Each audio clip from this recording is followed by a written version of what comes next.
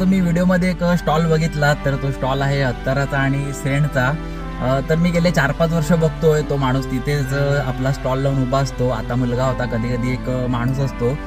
तर किती पण वारा असू दे, ऊन असू दे, पाऊस असू दे, ते लोक तिथे स्टॉल लावून असतात. आता पण तुम्ही बघताय किती पाऊस आहे, तरी पण तो तिथे छत्री वगैरे लावून स्टॉल लावून उभा आहे तिथे.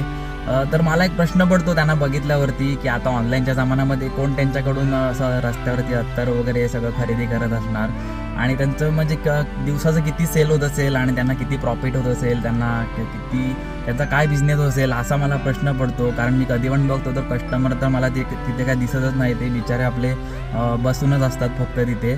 तर आता व्हिडिओ बनवायचं कारण एकच की म्हणजे मला इंस्टावरती मेसेज वगैरे येत असतात की वेगवेगळ्या ब्रँडचे म्हणजे ॲडव्हर्टाईजसाठी ते 15-20 हजार द्यायला तयार असतात, आणि कोलॅबरेशनसाठी पण मेसेज येत असतात.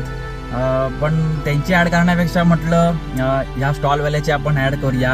आपल्याला पैसे मिळणार नाहीत पण एक आनंद तरी मिळेल, कारण आपल्यामुळे काय त्याचे 2-5 त्याचे काय कस्टमर वाढतील, म्हणून म्हटलं हा व्हिडिओ शूट करूया.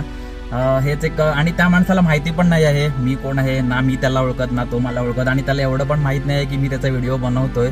मी जस्ट मला एक वाटलं व्हिडिओ बनवायचं म्हणून मी एक व्हिडिओ बनवला.